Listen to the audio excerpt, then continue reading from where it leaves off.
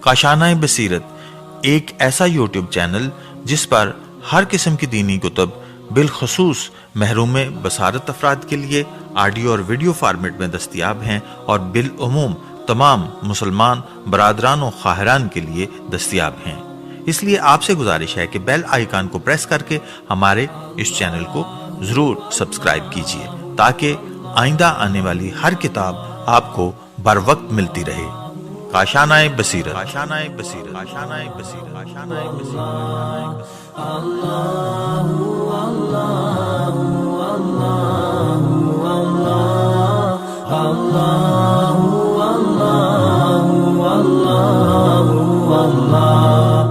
السلام علیکم ورحمۃ اللہ وبرکاتہ۔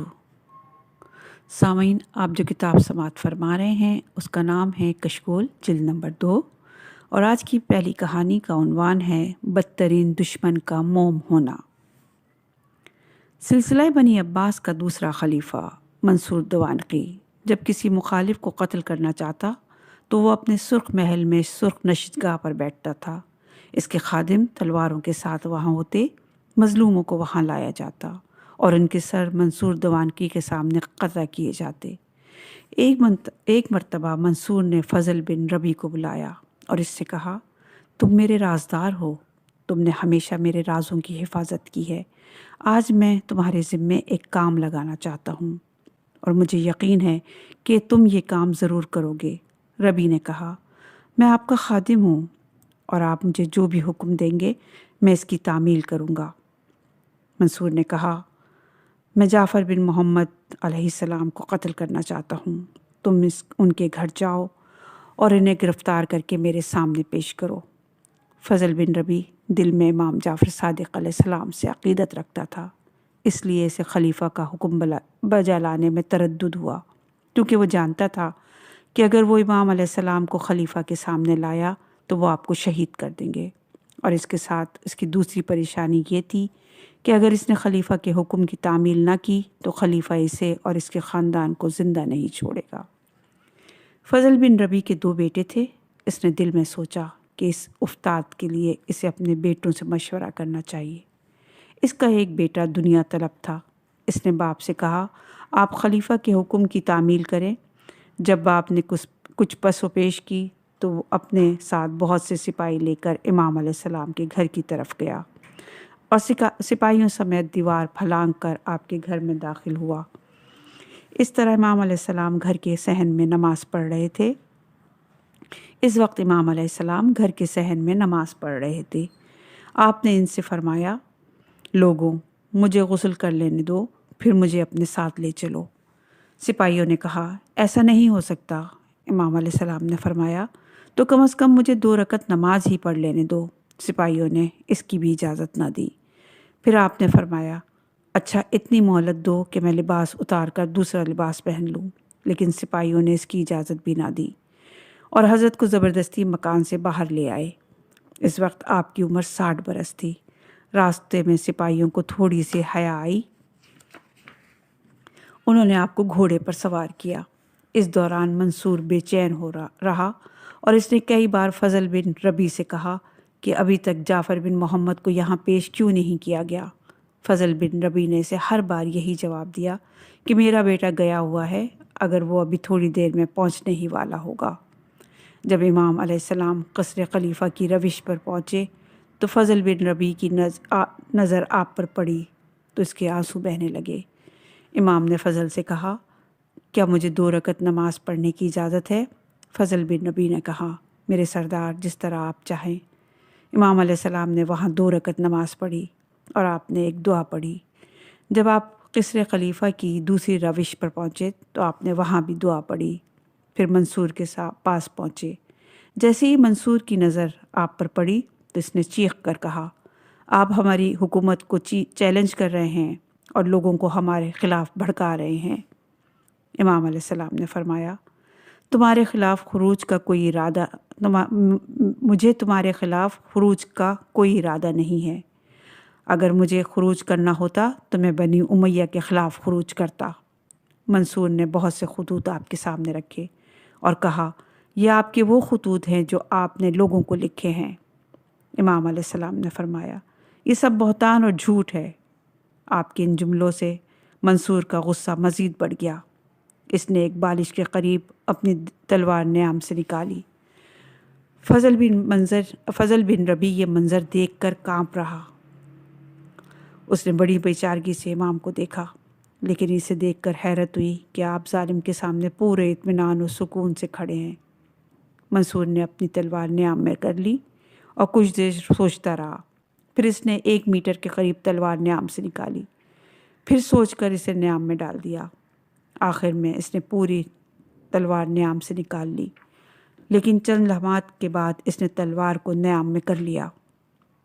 بعد ازاں وہ اپنی نشست سے اٹھا اور امام علیہ السلام کو گلے لگایا اور آپ کے اپنے ساتھ کرسی پر بٹھایا اور معذرت کرتے ہوئے کہا مجھے یقین ہو گیا ہے کہ لوگوں نے آپ کے خلاف بہتان تراشی کی ہے۔ پھر اس نے کہا کہ امام علیہ السلام کی خدمت میں خوشبو پیش کی جائے اور ایک مخصوص گھوڑا حضرت کی نظر کیا اور فضل بن ربی سے کہا وہ امام علیہ السلام کو 10,000 درہم پیش کریں اور امام کو عزت و احترام کے ساتھ ان کے گھر پہنچائیں۔ فضل بن ربی آپ کو ساتھ لے کر قصر خلافت سے آپ کے گھر کی طرف لے چلا۔ راستے میں اس نے کہا مولا مجھے آپ کا اطمینان اور سکون دیکھ کر بڑا تعجب ہوا، آپ منصور سے ذرا برابر بھی مروب نہیں ہوئے۔ امام نے فرمایا خدا سے ڈرنے والے کو کسی سے ڈرنے کی کوئی ضرورت نہیں ہے۔ فضل نے 10,000 درہم آپ کی خدمت میں پیش کیے۔ امام علیہ السلام نے فرمایا اگر میں یہ رقم نہیں لیتا تو منصور تمہارے متعلق شک کرے گا، اسی لیے میں یہ رقم لے رہا ہوں، لیکن مدینے میں میرے پاس ایک زمین کا ٹکڑا موجود ہے جس کی قیمت 10,000 درہم ہے، میں وہ قطع اراضی تمہیں ہدیہ کرتا ہوں۔ فضل بن ربی نے عرض کیا مولا آپ مجھے زمین کی بجائے ان دعاؤں کی تعلیم دیں جو آپ نے منصور کے پاس جاتے ہوئے پڑھی تھی۔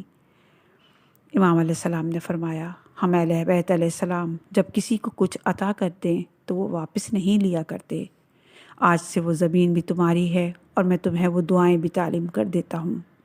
فضل بن ربی امام کو پہنچانے کے بعد منصور کے پاس آیا اور اس نے منصور سے کہا آج آپ نے 3 بار تلوار کو نیام سے نکالا، مگر اس کے باوجود آپ نے جعفر بن محمد کو کچھ نہیں کہا اور ان کا احترام کیا، آخر یہ سب کیا تھا؟ منصور نے کہا میں تجھے اس کی وجہ بتاتا ہوں، لیکن تمہیں اسے راز بنا کر اپنے پاس رکھنا ہے۔ جب میں نے پہلی بار تلوار نیام سے نکالی تو مجھے رسول اکرم صلی اللہ علیہ وآلہ وسلم دکھائی دیے، جو مجھے خشمین نگاہوں سے مجھے دیکھ رہے تھے۔ انہیں دیکھ کر میں گھبرا گیا اور تلوار نیام میں رکھ لی۔ پھر میں نے دل میں سوچا ہو سکتا ہے یہ میرا وہم ہو، یہ سوچ کر میں نے دوبارہ تلوار کو نیام سے نکالا تو میں نے دیکھا رسول خدا صلی اللہ علیہ وآلہ وسلم زیادہ غصے کی حالت میں ہیں اور میری طرف بڑھ رہے ہیں۔ یہ منظر دیکھ کر میں شرمندہ ہوا اور تلوار کو نیام میں کر لیا۔ پھر میں نے دل ہی دل میں سوچا ممکن ہے یہ بھی میرا وہم و خیال ہو۔ یہ سوچ کر میں نے تلوار نکالی تو اس بار میں نے دیکھا رسول خدا صلی اللہ علیہ وآلہ وسلم میرے اتنے قریب آ گئے کہ مجھے یقین ہونے لگا کہ اگر میں نے کوئی حرکت کی تو وہ مجھے قتل کر دیں گے۔ یہ 3 منظر دیکھے تو مجھے یقین ہو گیا کہ رسول خدا صلی اللہ علیہ وآلہ وسلم جعفر بن محمد علیہ السلام سے بڑی محبت کرتے ہیں اور وہ ان کے قتل پر راضی نہیں ہیں، اسی لیے میں نے ان کا احترام کیا اور انہیں عزت و احترام کے ساتھ ان کے گھر بھجوا دیا۔ اگلی کہانی مومن کی رضا میں خدا اور رسول کی رضا مضمر ہے۔ شہر احواز میں ایک شخص رہتا تھا جس کا نام یقطین تھا۔ اس کے پوتے حسین بن علی نے اپنے دادا کی زبانی یہ واقعہ پیش کیا۔ مجھے احواز حکومت کا بہت سا لگان دینا تھا اور میرے معاشی حالات بھی حد درجے خراب تھے۔ میں نے دل میں سوچا اگر میں نے حکومت کا لگان ادا کر دیا تو میری ساری جمع پوجی ختم ہو جائے گی اور میں نان شبینہ کا محتاج ہو جاؤں گا۔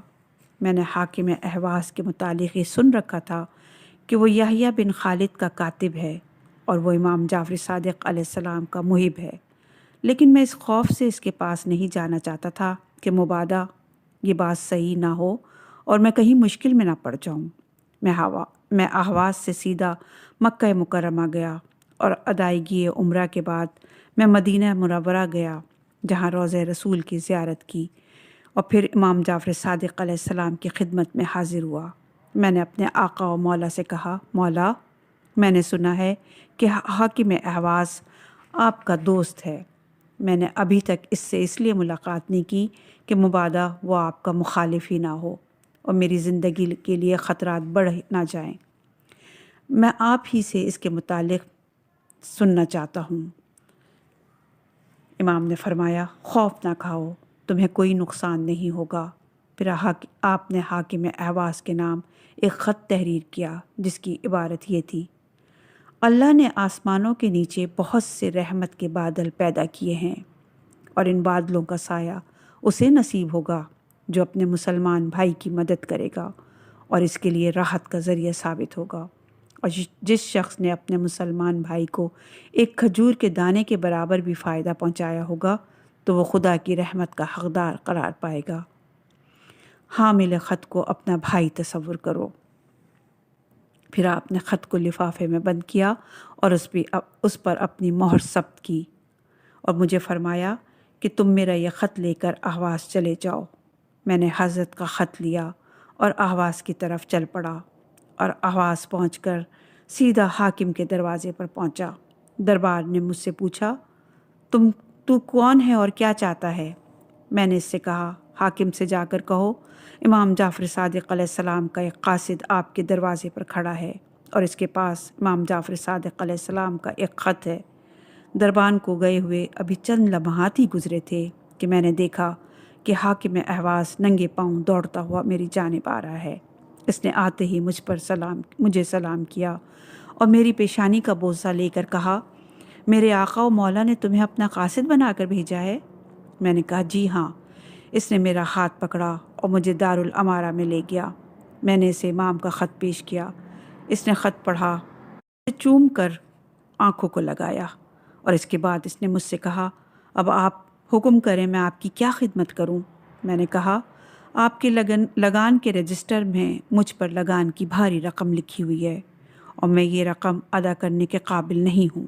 اگر میں نے آپ کی ساری رقم ادا کی تو میری زندگی کی تمام جمع پونجی ختم ہو جائے گی اور میں ٹکڑے ٹکڑے کا محتاج ہو جاؤں گا۔ حاکم نے حکم دیا، لگان کا رجسٹر لایا جائے۔ جب رجسٹر لایا گیا تو اس میں رقم جمع کر دی اور مجھے رقم کی وصولی کی رسید دے دی۔ پھر اس نے کہا، جس صندوق میں میری ذاتی رقم پڑی ہے وہ صندوق لایا جائے۔ جب وہ صندوق لایا گیا تو اس میں سے آدھی رقم میرے حوالے کی اور آدھی رقم میرے سپرد کر دی۔ پھر اس نے گھوڑے منگوائے، ان میں سے آدھے گھوڑے اپنے پاس رکھے اور آدھے میرے حوالے کیے۔ پھر اس نے اپنے کپڑے طلب کیے، آدھے اپنے پاس رکھے اور آدھے میرے سپرد کیے، اور یوں اس نے اپنی آدھی جائیداد میرے حوالے کی اور ہر بار مجھ سے پوچھتا رہا، بھائی کیا آپ مجھ سے راضی ہیں؟ میں ہر بار اسے یہی جواب دیتا تھا، جی ہاں، خدا کی قسم میں تم سے راضی اور خوش ہوں۔ میں نے اسے الوداع کہا، اس کے پاس سے چلا آیا۔ ایام حج شروع ہوئے تو میں نے دل میں کہا، حاکم اہواز نے مجھ پر اتنا بڑا احسان کیا ہے، اس کے عوض مجھے حج پر جانا چاہیے اور وہاں جا کر حاکم کے لیے دعا مانگنی چاہیے۔ چنانچہ میں مکہ گیا، مناسک حج ادا کیے اور حاکم کے لیے دعائیں مانگی۔ بعد ازاں میں امام جعفر صادق علیہ السلام کی زیارت کے لیے مدینہ منورہ گیا۔ جب آپ نے مجھے دیکھا تو آپ کے چہرے پر خوشی کے آثار طاری ہوئے اور آپ نے مجھ سے دریافت کیا، اے یقین، کیا تم اس شخص سے راضی ہو؟ میں نے جو کچھ میرے ساتھ گزرا تھا سنایا تو امام بہت خوش ہوئے۔ میں نے آپ سے عرض کیا، مولا، کیا آپ اس کے حسن سلوک سے آپ کو بھی خوشی ہوئی ہے؟ امام علیہ السلام نے فرمایا، جی ہاں، اس نے مجھے خوش کیا، اس نے میرے آبائے طاہرین کو خوش کیا ہے۔ خدا کی قسم، اس نے امیر المومنین اور رسول خدا صلی اللہ علیہ وآلہ وسلم دونوں کو خوش کیا ہے۔ اگلی کہانی، ایک لطیف استبنات۔ ایک شخص درد معدہ کا مریض تھا۔ اس نے اپنے مرض کا بڑا علاج کرایا لیکن اسے کہیں سے بھی شفا نہ ملی۔ جب وہ تمام حکیموں سے مایوس ہو گیا تو وہ امام جعفر صادق علیہ السلام کی خدمت میں آیا اور آپ سے مدد کی درخواست کی۔ امام علیہ السلام نے فرمایا، تم نے اپنی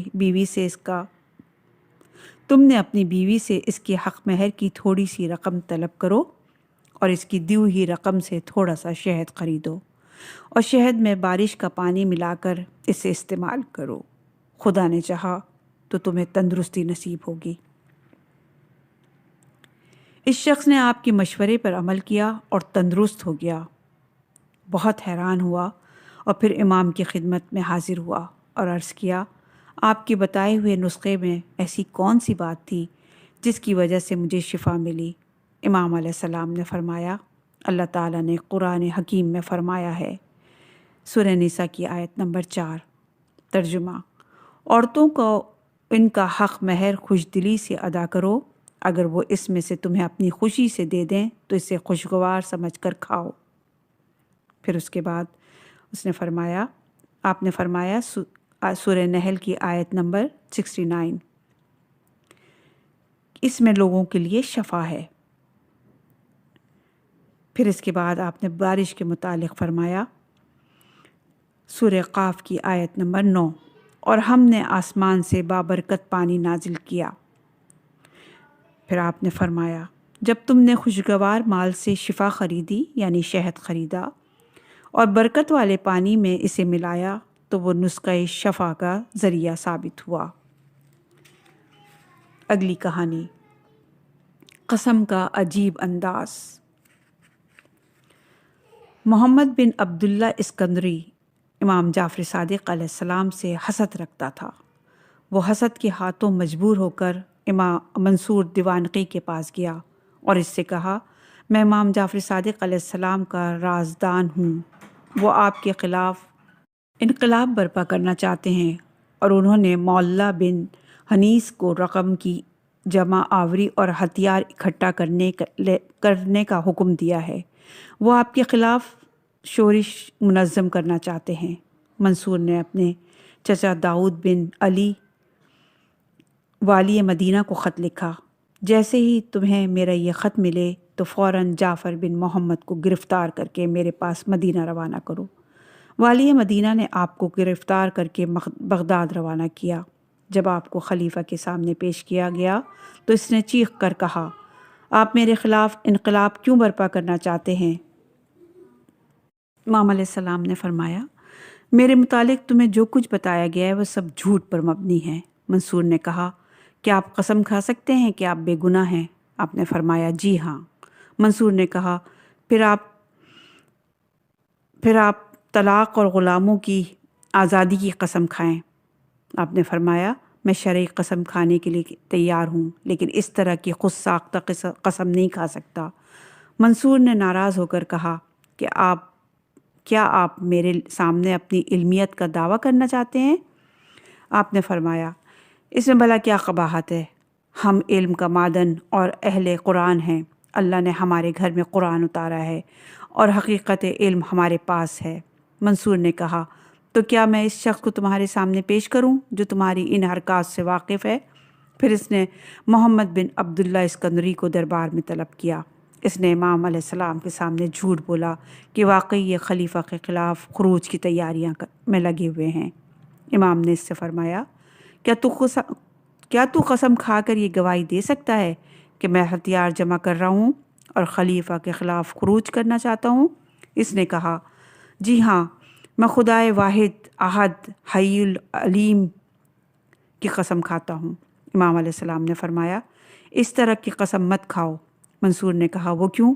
امام نے فرمایا، اللہ تعالیٰ بڑا کریم ہے، جب کوئی بندہ اس کے اسماء جلالت کے ساتھ اس کی قسم کھاتا ہے تو وقتی طور پر اللہ کی رحمت اس کے شامل حال ہو جاتی ہے اور اس طرح کی قسم سے حق واضح نہیں ہوتا۔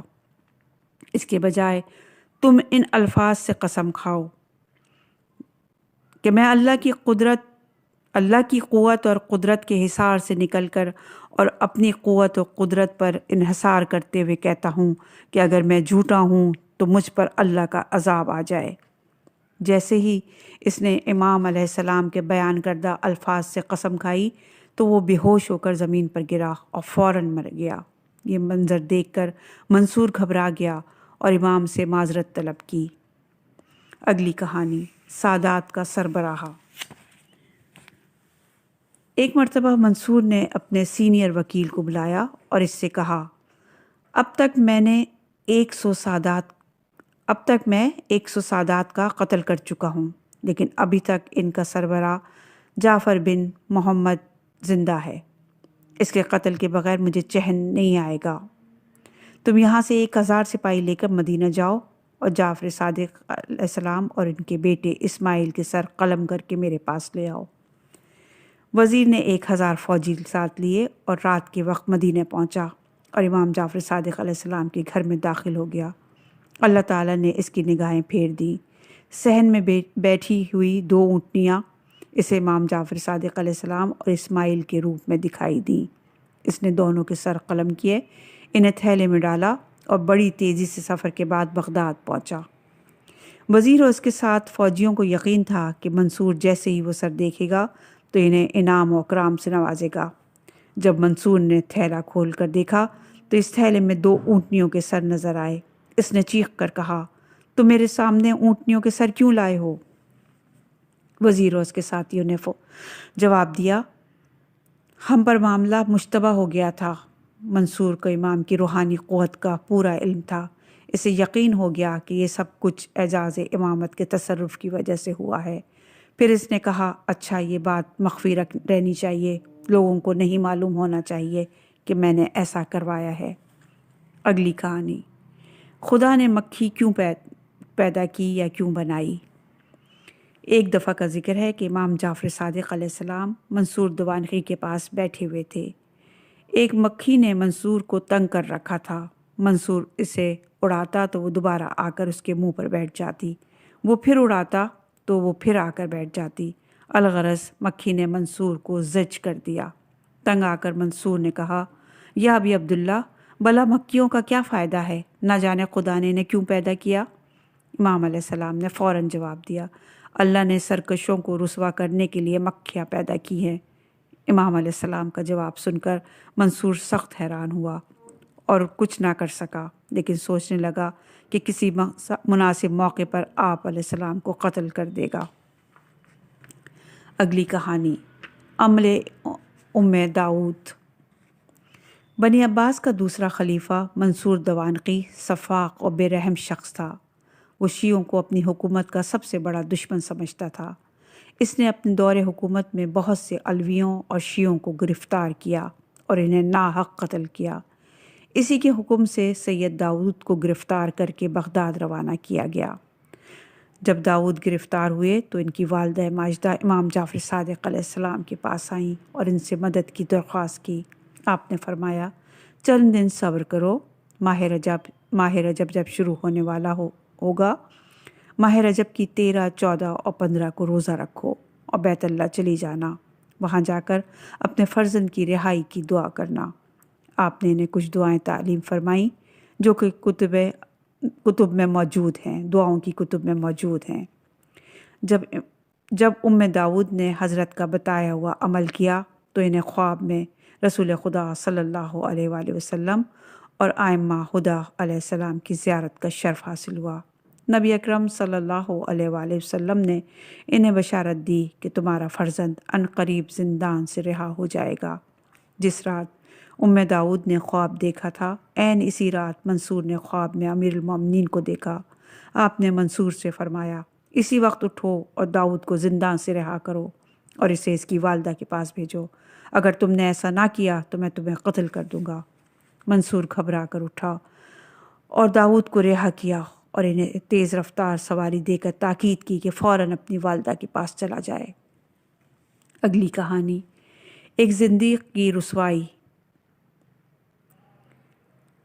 ابن ابی اوجا ایک مشہور زندیق تھا۔ ایک مرتبہ اس نے الوہیت کا دعویٰ کیا اور لوگوں سے کہا، تم لوگ یہ کہتے ہو کہ اللہ خالق ہے، اگر اللہ خالق ہے تو میں بھی خالق ہوں۔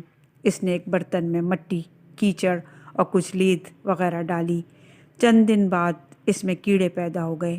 اس نے وہ برتن اٹھایا، لوگوں کو دکھایا اور کہا، دیکھو ان حشرات کا خالق میں ہوں۔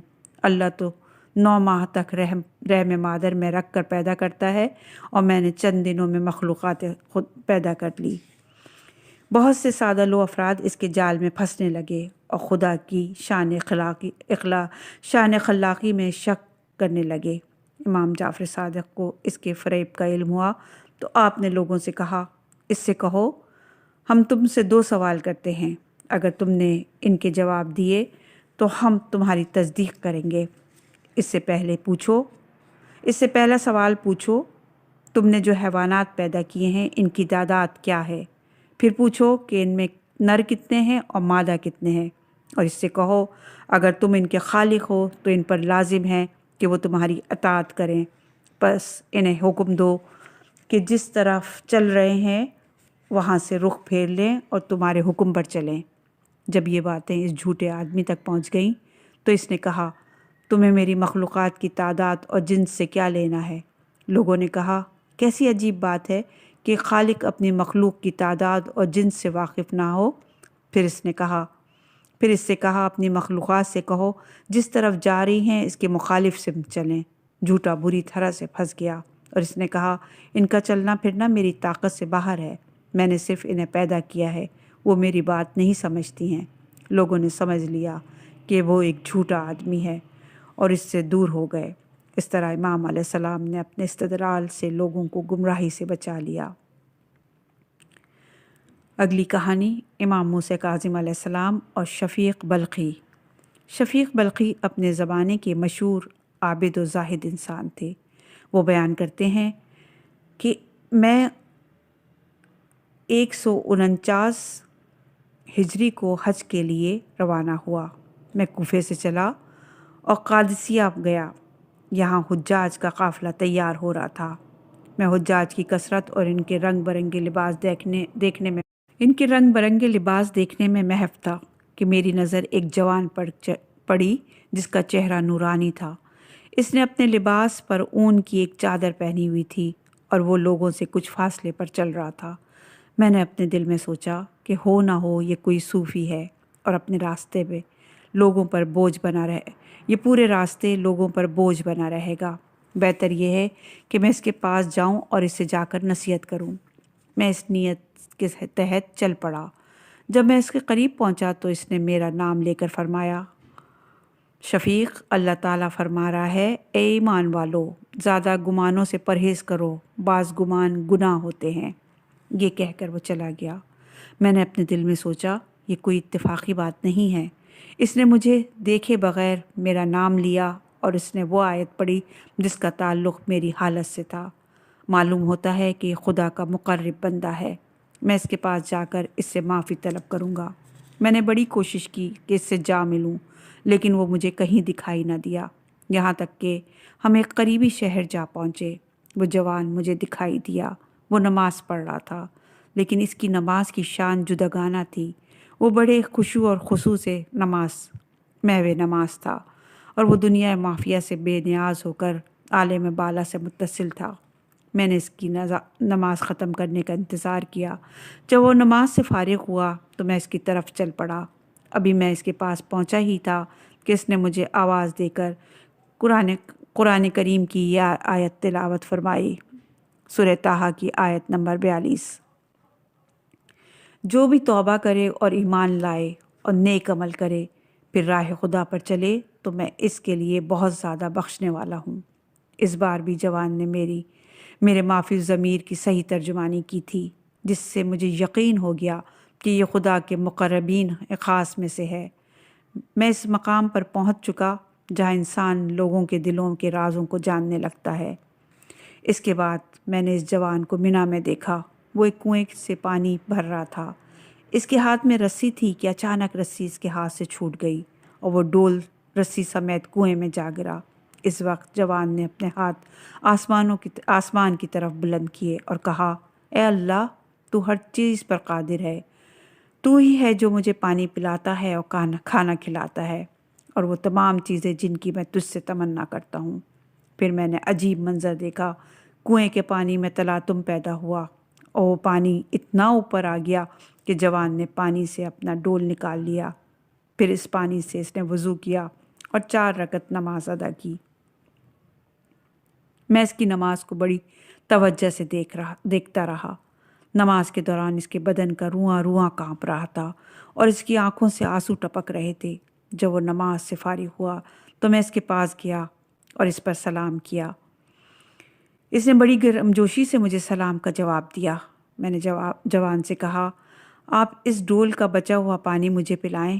جوان نے کہا، اللہ نے ظاہری اور باطنی نعمات ہمارے دست تصرف میں رکھی ہیں اور یہ سب کچھ عبادت اور نیک اعمال کا صلہ ہے۔ اگر تو نے بھی اپنے دل میں ہماری مودت کی جگہ پالی ہے تو ان قریب تو بھی خدا کی خاص نعمات سے استفادہ کرے گا۔ پھر اس نے مجھے ایک گھونٹ پانی عطا کیا۔ میں نے پانی پیا تو یوں لگا جیسے خالص شہد پیا ہو، اور قسم کھا کر کہہ سکتا ہوں کہ میں نے اپنی پوری زندگی میں اس سے بہتر مشروب کبھی نہیں پیا تھا۔ اس کے بعد جوان نے مجھے ناشتے کی دعوت دی، جسے میں نے بڑی خوشی سے قبول کیا۔ میں نے اس جوان کے ساتھ مل کر سادہ غذا کھائی، لیکن اس میں اتنی لذت تھی کہ میں نے آج تک اس سے زیادہ لذیذ کھانا کبھی نہیں کھایا۔ اس کے بعد وہ جوان میری نگاہوں سے غائب ہو گیا، یہاں تک کہ ہم مکہ پہنچ گئے۔ ایک رات جب کہ آسمان پر بادل چھائے ہوئے تھے اور ستارے کہیں دکھائی نہیں دیتے تھے، میں نے اس جوان کو نصف شب کے وقت چاہے زمزم کے قریب دیکھا۔ وہ خشوع اور خضوع سے نماز پڑھ رہا تھا۔ اس کی آنکھیں بادلوں کی طرح برس رہی تھیں۔ وہ اتنا رویا کہ اس کا چہرہ اور اس کا لباس آنسوؤں سے تر ہو گیا۔ طلوع فجر تک وہ نماز میں مصروف رہا۔ صبح ہوئی، مؤذن نے اذان فجر دی تو اس نے نماز فجر ادا کی، پھر خدا کی تسبیح کی، پھر اس نے زمین پر سجدہ کیا اور کافی دیر تک سجدے میں رہا۔ پھر اس نے سجدے سے سر اٹھایا اور بیت اللہ کا طواف کیا اور کعبے سے نکل آیا۔ میں اس کے پیچھے چل پڑا۔ میں نے دیکھا کہ بہت سے لوگ اس کے پیچھے چل رہے ہیں اور اس کا بے حد احترام کر رہے ہیں، اور لوگ اس کے گرد اس طرح جمع ہیں جیسے پروانے شمع کے گرد چکر لگاتے ہیں۔ میں نے اس کے گرد جمع ہونے والوں سے پوچھا، یہ بزرگوار کون ہیں؟ لوگوں نے مجھے بتایا، یہ شیعوں کے 7ویں امام امام موسیٰ بن جعفر ہیں۔ میں نے اپنے دل میں کہا، اس طرح کے معجزات اہل بیت عصمت و طہارت کے ہاتھوں سے ہی انجام پا سکتے ہیں۔ اگلی کہانی۔ مومن کی گفتگو کی اچھی توجیہ کرنی چاہیے۔ ایک شیعہ امام موسیٰ کاظم علیہ السلام کی خدمت میں حاضر ہوا اور اس نے امام علیہ السلام سے عرض کیا، مولا، مجھے فلاں بن فلاں کے متعلق یہ خوف ہے کہ وہ آپ کے عقیدہ امامت سے منحرف ہو گیا ہے۔ امام علیہ السلام نے فرمایا، بھلا وہ کیسے؟ اس نے عرض کیا، میں بغداد کے ایک معزز فرد کے گھر میں ایک دعوت کے سلسلے میں گیا۔ اس دعوت میں ہارون رشید بھی موجود تھا اور آپ کا فلاں شیعہ بھی موجود تھا۔ صاحب خانہ نے آپ کے شیعہ کو مخاطب کرتے ہوئے کہا، میں نے تیرے متعلق سنا ہے کہ تو موسیٰ بن جعفر کو اپنا امام مانتا ہے اور تیرا یہ نظریہ ہے کہ ہارون رشید امام نہیں ہے۔ اس وقت آپ کے شیعہ نے کہا، نہیں، میں یہ عقیدہ نہیں رکھتا، بلکہ میں یہ کہتا ہوں کہ موسیٰ بن جعفر غیر امام ہیں، اور اگر میرا یہ عقیدہ نہ ہو تو مجھ پر اللہ، ملائکہ اور تمام انسانوں کی لعنت ہو۔ آپ کے شیعہ کا یہ جواب سن کر صاحب خانہ بہت خوش ہوا اور اس کے حق میں دعا کی اور ان لوگوں پر لعنت کی جو اسے شیعہ کہتے تھے۔ یہ اداس سن کر امام علیہ السلام نے فرمایا، جو کچھ تم نے سمجھا ایسی بات نہیں ہے۔ جس کے متعلق تم بات کر رہے ہو وہ تم سے دین کی زیادہ سمجھ رکھتا ہے، اور اس کا یہ کہنا کہ موسیٰ ابن جعفر غیر امام ہیں، یعنی یہ کہ اس کے علاوہ کوئی اور شریعت کا ذمہ دار نہیں ہے، چنانچہ وہ اپنے ان الفاظ سے ہماری ولایت سے خارج نہیں ہوا۔ تم نے اپنے شیعہ بھائی کے متعلق جو بدگمانی کی ہے اس سے توبہ کرو۔ شکایت کرنے والا مخزون ہوا اور اس مومن نے کہا، مولا، میرے پاس دولت تو نہیں ہے اسے دے کر اپنے سے راضی کروں، البتہ میں نے آپ کے خاندان پر جو درود پڑھی ہے اس کا ثواب اس کی نظر کرتا ہوں۔ امام علیہ السلام نے فرمایا، اب تو نار جہنم سے نجات پا گیا۔